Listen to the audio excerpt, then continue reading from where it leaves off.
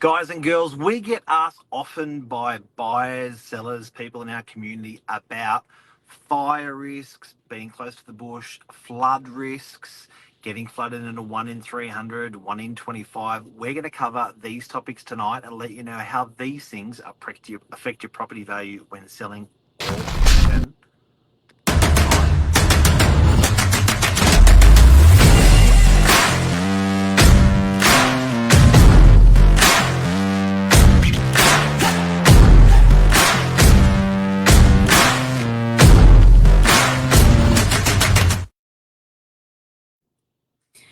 Good evening. You've got the duo again, guys. Hello. Welcome back to 2025. Yeah. Wow. It's certainly started not quite the way a lot of people would have anticipated, but this morning we were talking about with the lovely Trevor Bowen. Amazing guy. What an amazing guy. For those of you guys that did not see this morning's Morning Minutes, you can go back through our social media and you can watch it there.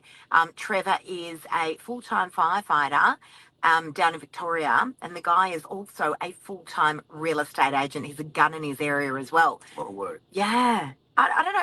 Actually, one of the questions I asked Trevor was, when do you sleep? Because if you're doing that many hours in 2 full-time jobs, I don't actually know when the guy sleeps. Yeah. But God, he gave some invaluable information today, obviously with, bushfires being such a massive topic of conversation. Yep. We thought that we'd actually address tonight about what happens when a natural disaster takes place in your area. What effects does that actually have on things like not just the environment? Obviously, that's a major factor. Yep. But how does that affect property values? What happens to the property market? What happens to the rental market? Does it ever recover? Does it ever recover? Yeah. And not only that, but, many of you guys will know we're Northern Beaches agents and, you're either in a flood zone or a fire zone. And, so we're obviously selling properties in these areas where, so many properties are so prone to this kind of stuff. Yep. It's funny, actually, I was having a conversation the other day with someone about the Northern Beaches, and they actually had no idea that there was so much bushland on the Northern Beaches. Surrounded. If you look at it, and I guess it's very rare sometimes you actually do a, maybe... Mark just pumped the air out. That's nice. It looks like a bit blowing in the wind.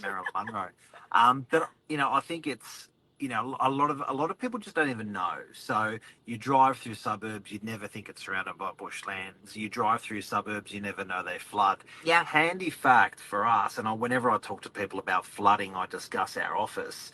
Now, our office is in our area.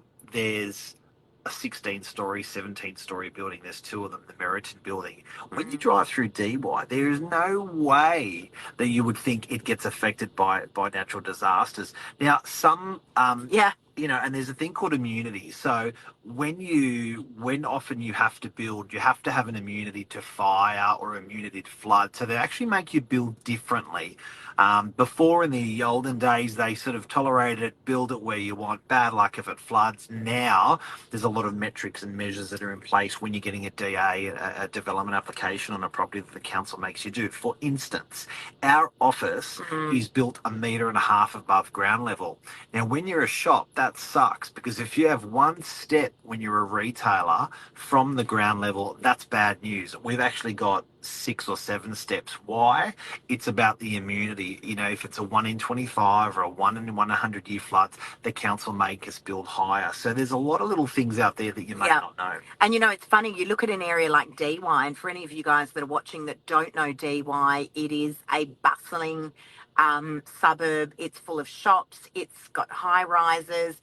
In a million years, you would never anticipate that a suburb like DY would ever be affected by a flood. You think that's ridiculous, that's overkill. But it would be about, 3-4 years ago now? Yeah. We had one of those 1 in 300 floods. Ooh, and I think it was a 1 in 25. 1 in? 25. What, when there was the river rapid going down Pittwater Road? Yep. And I can tell you now, our shop didn't get affected, but there were many, many shops that actually were wiped out. Cars were being lifted and moved down the road. Yeah, 100%. Pittwater Road, to give you guys an idea, is the main arterial road, one of the main arterial roads that cuts through the Northern Beaches. And there was almost like a river rapid going through there. So, can it happen? Yes. Does it happen often? No. Does the council and the government put precautions in place to protect people? It certainly does. And, it can be very frustrating if you're looking to build a property. People just go, there's so much red tape. This is ridiculous, all the things that I've got to do. Landslide. But then you look at what's going on at the moment in Los Angeles, over, in California, and you go, okay, I'm actually starting to understand this. Where you've got this major city that is, it looks like certainly on the news that the whole place is up in flames. And you just think to yourself, how in the world does something like that happen? But, obviously we've been talking a lot about this. I've been, watching the news as everyone has. Been glued to it. But yeah, these homes, because they're so earthquake prone over there, they're built out of wood, a lot of them. And guys, this is a live show, so if you have any questions for real estate agents, long-serving real estate agents that you want to ask, feel free. We'll address it live. But Lisa, I've got a question for you. Yes. Would you buy in a flood-prone area or a bushfire area with all of your knowledge? Definitely. Yes. Yep. Wow. Yep, definitely.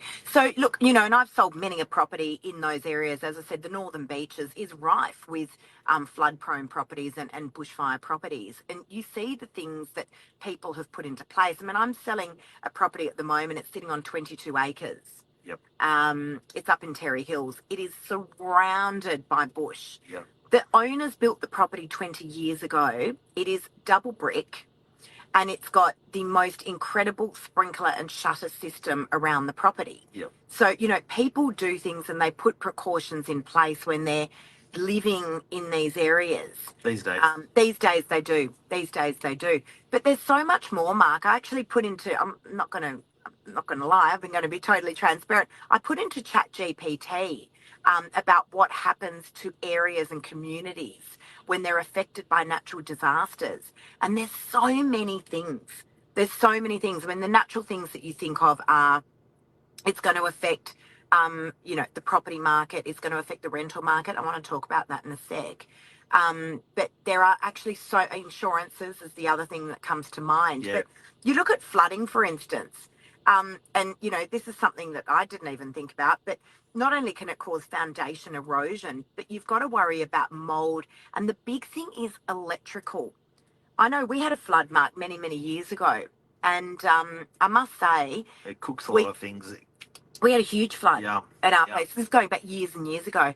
And at the time, Mark was at work, and I remember thinking to myself, who the hell do you call when your house is flooding? Who do you call? Fire department. Cool. Well, but most people wouldn't think so. Most people wouldn't Well, think so. I remember talking to a fire a couple of years back, and they said one of the biggest call-outs they get is hot water systems blowing in unit blocks. And because it's just this constant trickle of water, they've got the authority to go in and stop it. Whereas, you're not going to call a locksmith. Strata's not going to help you in those times, so it's that case. But one thing I want to ask. Yep. You said that you would buy in a fire area and you would buy in a flood area. I've got to qualify that. A lot of beauty comes with the bush. A lot of beauty comes from a lake. Yep. So I think at the end of the day, you've got to weigh up. There's beauty for potentially your whole property ownership, and you're never going to see it flood. But there is that risk, and that's the gauntlet that people run because they want to live on a lake. They want to live a half a kilometre from a lake or 300 metres from a lake. So I think people are prepared to walk that fine line and take that risk to buy. But I think that you've got to actually really understand it. Fortunately, when I was in one of my majors at school was studying Narrabeen Lake. I did geology. I'm having a laugh because I've seen your school report, Mark, and it was... pretty sure it was straight F's. I found it interesting, so I did all right. But I studied that lake, and it's incredible how many properties are surrounded by that. Yeah. Surround that beautiful lake. And again, it's just a risk that everyone on the Northern Beach takes. I reckon you're buying for cheaper because of these risks. Well, but then I think you're paying a premium because you're on the water. Well, it depends. That's an example. You look at what happened in Collaroy right? As an Well, example, you look at that's what a happened. big one. You would never, That's a big ever one. think that you're going to Yeah. buy there on the beachfront Yeah. and something is going to take place. Erosion. And for any of you guys that don't Wow. actually know what took place on Collaroy Beach, just Google it and you'll have a look. They have now put precautions into place. The community were up in arms about it, and obviously it cost an absolute fortune, but they built these massive seawalls there. But there were houses that got totally wiped out there. Yep. You know, now has that had a major effect on those sale prices? It did for a while. I think it still does. It did for a little while, I but think you're there's buying a again there's precautions. You're buying a cheaper beachfront, because if you're buying an area that doesn't get affected, like Collaroy again, but in the basin, it's not part of that natural erosion for somewhat reason. They are more premium homes, but Yeah. those ones that got affected, they're cheaper homes. So I know we sold to a professional couple that bought that beachfront Yeah. at the time of the erosion. I thought they bought it incredible. They did, but it had just taken place. It had. I reckon that you know what happened down there at Collaroy with those houses getting washed away. That had only taken place. I think it was about a year prior, and they were willing to take the gamble. There's no doubt they absolutely did purchase that property for a discounted price as a result of that scenario. But it's gone up relatively. I was just going to say, as the years roll on, though, it certainly still does go up. And then, you know, look, we have so many areas across the northern beaches. We've got Narrabeen, you've got on the lakes, you've got flooding that takes place. You know, people still do get insured. I've sold many properties around there, and people are nervous. They're like, well, am I even going to get insurance? And then, you know, obviously you've got a lot of bushfire-prone areas. So much bush on the northern beaches. It's incredible. Is a bushfire area going to go up less than a non-bushfire area? Look, I think it's just a matter of supply and demand, like it always is with real estate. You know, you've got a very niche market that wants to live in the bush. When you're living in an area like the northern beaches, it's not like living up, you know, somewhere that's quite regional where it's just a given that you're going to be living in bushland. Some people want to be living in the bushland on the northern beaches, still with that proximity to the beach as well. You didn't answer the question. Ask me again. Is a non-bushfire area going to go up as much as a bushfire area? So is your capital growth going to be better in a non-affected area? It's got to be. What do you say? I personally think it's relative, and I'll give you an example. I remember, and this is a perfect example, but it's not about flooding or any fire or any of these things. But I remember when I was in my early career, 2 sales reps, one bought in a bad street in one suburb. Suburb was Freshwater. It was the busiest street in Freshwater. One bought in the best street. And the interesting was when they sold 5-10 years later, they sold at the same time, they'd spent the same amount on the property. And I thought, surely the one that was in the best street in Freshwater is going to perform better than the worst street in Freshwater. And I've seen this happen time and time again. Yeah. They tracked, yes, it tracked very well, the good one, but the one in the busy street tracked a similar percentile growth. I believe that all of these factors are already built in, and I'm personally opposite what you're saying. I reckon that it's all relative. So if you're buying in a flood area, you're buying it for cheaper, you ride the same wave that the flood area, non-flood area, right? I just believe it's the same. Look, it's all going up. Yeah. It's all going up. There's no doubt about that. And also, Flavio has just made a great comment about the Lismore floods. Yeah. I mean, the absolute devastation that took place there. You know, there's no doubt that something like that is 100% having an effect on property prices. Yeah. As what's going on over in California at the moment, you can only imagine that property market over there, I would think, is going to take a big, again, this is just my opinion, but one would think that's going to take a hit for quite some time. But I read an article today, just going back to California and what's going on over there. Can you remind me to bring that one back up? Which one, Lismore? Or California, yes, about the property market. But I read an article today where these people that are now displaced with respect to what's gone on with their homes, you know, a lot of people are now looking for rentals, and landlords are saying, well, you know, that house was $20,000 per month to rent a couple of weeks ago. Now I want $35,000 a month. Yes. So where the property market's taking a hit, the rental market is going to skyrocket. What about rental? You're right. Rentals is going to skyrocket because these people are displaced. And listen, guys, guys, it's not, I know what we're seeing on the news is all the multi-million-dollar homes, Yep. but there's people that are also living in non-multi-million-dollar properties that also need to obviously go somewhere to live. Yeah. So that rental market is just going to get absolutely smashed. I think they're talking about, isn't it some 10,000 homes? There's some obscene rents being paid for people that have been displaced Obscene. into accommodation. It's amazing. So the rental market is absolutely going to go through the roof. And again, just reading this article today, they were saying, like we do in New South Wales, they've also got what's the word I'm looking for? Rental regulations. Sorry, that's the word I'm looking for. Rental regulations where, you can only charge a certain amount of rent. You can't just, be charging obscene amounts. But who's looking at the moment? These people need somewhere to live. Yeah. Landlords are seeing this as an opportunity. Call it whatever you want. Yep. But, that rental market is going to absolutely go through the roof. But property market, do you reckon that property market's going to take a hit for some time? Well, this is what I reckon. Guys, listen close. I believe if it's an area that is commonly known for flooding or commonly known for, it's not a bush, there may be a fire. I think there's like a natural expectation that's been built in for maybe 50 years, right? 100 years, whatever. Where I think it gets shot through the foot on this example is California. There is no way that I thought that was going to happen.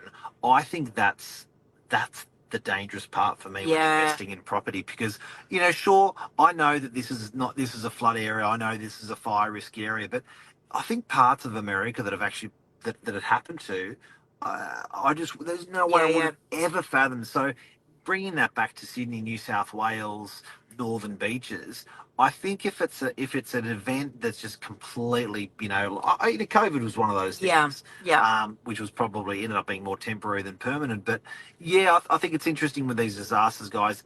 And how can we have that discussion tonight? We don't even know those things. No, you're not going to know.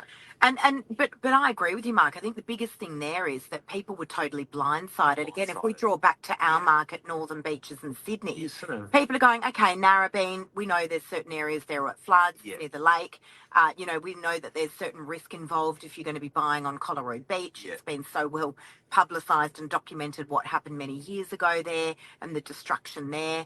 And again, fire-prone areas where you've got these heavy bushfires. But when you're going into an area where they just really don't have a history, where major fires have ripped through these areas. It's a catastrophe, natural disaster that's completely unexpected. Well, hey, we can poke the stick at them every way. How long would you say, Mark, and again, this is just your opinion, how long would you say when something catastrophic like that happens, whether it be those major fires in California or a major earthquake in Japan or a major cyclone in Fiji or whatever it may be, how long would you say it will take the property market to recover from something like that, just in your opinion? I don't believe it ever does. I think those things go through generations and are passed down through generations. And I think, look, if we're indexing it to dollars, it gets better, it gets easier, people forget, but I think there's always an impact. But I think tonight I really wanted to talk about the areas that we expect, and there's a natural disaster and it's a calculated one, but the ones that are completely uncalculated, I don't think we could probably go down that rabbit hole. No. Yeah, I agree with you. So, look, there's so many other factors that are involved, guys, when natural disasters take place. Obviously, you've got the physical damage that takes place to a property. And again, when you're looking at an area, we keep obviously drawing back to California because it's just recently taken place and it's an absolute, as you said, Mark, catastrophe. But, you've got to... You look at that, I know we were talking about it yesterday, you've got trades, you've got builders, you've got so many things. It's just putting everyone, it's working these industries to the absolute extremes. And then, these builders and tradies and people like that just start charging astronomical amounts as well. Up go, everything from carpet to paint to wood to absolutely everything. I like Flavio. Flavio's great. Flavio's a man of what else has Flavio got to say? He's a man of common sense. And guys, as you can see, this is a live show. Make any comment you like. We'll talk about it. We'll address it tonight, relevant to the topic. The key point is that you might want to read that. I don't have my glasses The on. key point is that you can't become complacent or take things for granted, that it will never happen. Yes. Spot on. Yep. Flavio, honestly, I could not agree with you more. And again, I think that's the thing that caught us the whole world by surprise with what's going on over there. But the best piece of advice this morning that I got, that I will be taking with me forever, is what Trevor Bowen, the fireman / real estate agent that we had on the show this morning, he said, get out early. Get out early. The big mistake that we all make, I think naturally, is that we stay, we want to help. Especially men. We want to, They're hunters. we want to help, we want to save, that's exactly right. But he said the people that he sees that survive these things are the ones that get out early. Don't be a hero. No, definitely. So I would definitely be taking that advice with me. Decreased property values, I think we've already discussed that. Insurance costs and availability. Yep. So you can only imagine what those insurance premiums are going to look like in those areas that were affected. We certainly know what happens in an area where we operate on the northern beaches to areas that are prone to bushfires and prone to floods. There's no doubt that, those homeowners are paying a premium there. Displacement and recovery time. So we talked about what displacement looks like, Mark, with respect to rent's going through the roof. That rental market is going through the roof in California. It absolutely is. But not only that, Mark, just something that's come to mind. If you're a landlord, I'm thinking that your world's best investment as a landlord wasn't to purchase a $20 million property and rent it out. Like, how many of these luxury homes, I'm talking at the higher end, I'm well aware that there's, lots of other people that have been affected. But how many investments can they... units to, where do they go? Homes. Yeah, they're all displaced. Where do they all go? Yeah. That's a I'd be huge moving thing. to another city if I could. Well, you got to wonder. Otherwise, you're going to get nailed. You got to wonder about that impact on local infrastructure. Yeah. Roads, bridges, utilities that are damaged and destroyed. Yeah. Schools, hospitals, and public services that are affected. I mean, environmental changes in the landscape, soil erosion, like things that have actually happened. That's right. To all the areas that are surrounding that, water contamination, air quality issues, market demand shifts. Like, there's so many things here. And then the long-term rebuilding costs. So, guys, hopefully we helped you tonight. I think as real estate agents talking about on the northern beaches, I think what, in summary, what I could say is if there are things that are known, which most of them are, that are calculated, really do your research. I believe you are buying it for cheaper. I believe it has as much capital growth as anything else in that area or that precinct, district, Northern Beaches Council, whatever, the whole area. But I think really do your calculations when you're making that risk. Don't think that's not going to happen, but just sort of be ready for stuff. So, me personally, 32 years a real estate agent, I'm up for flood risk, I'm up for fire risk, but I'm going to be prepared. And some good advice, from professionals out there. And a lot of and just finishing off on that, Mark, a lot of these properties, and again, I think we're almost experts, if you like, because the Northern Beaches is so full of flood and bushfire prone areas. That we're selling in all the time and we're managing property in all the time. Can it happen? Yes. Does it happen often? No. Have these properties continued to go up in value? Absolutely. Have people enjoyed amazing lifestyles in these areas? Absolutely. Yeah. And so it's just a matter of do the pros outweigh the cons? And that's it, but there's a risk involved in anything. When you're living, purchasing, renting, managing a property. But property is always proved to be a very, very solid investment. That is 100%. Anything else you want to add, Mark? No, I'm up for it. Like, I think, look, we actually own a property that's affected by flood.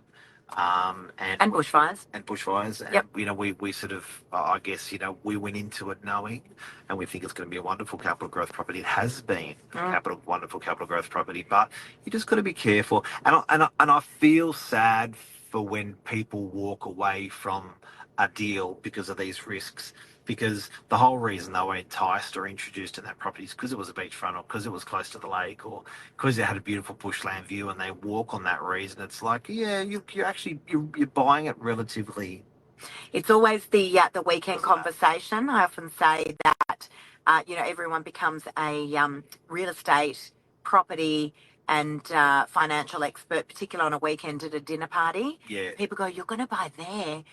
That floods." It's like, Oh. okay, well, how often does it actually flood? Look- Because if it only floods 1 in 100 years, I think you're going to be okay. And that one that we sold a couple of years ago, Collaroy Beach Front, can you imagine the amount of times they've told people that they've bought this house Oh and they my live there? gosh. And people go, "Oh, you had that really bad erosion." It's just like every time you tell someone you bought, it's like, "Oh, wow, that's beautiful on the beach." That actually almost got taken away about 5 years ago. So Yeah. 10 years ago. So yeah, it's interesting. But Yeah. I still like it. Absolutely. Guys, hopefully we've added some value here. And again, we just want to finish off by saying our hearts absolutely go out to every single person that has been affected. It's hard enough to watch sitting in the comfort of our lounge room. Yeah. It's hard to watch, with your hands over your eyes, just going, how did this even happen? I can't even imagine what it must be like for everyone over there. So please understand that our hearts absolutely do go out to every single person that's been affected over there, and well done to every single person that's been on the ground working in those awful conditions as well. And there's a lot of other places around the world that are going through the same thing. If you can help. You know what I mean? I guess Yep, that's it. Guys, have an awesome night. Love See ya. ya. See ya. Bye.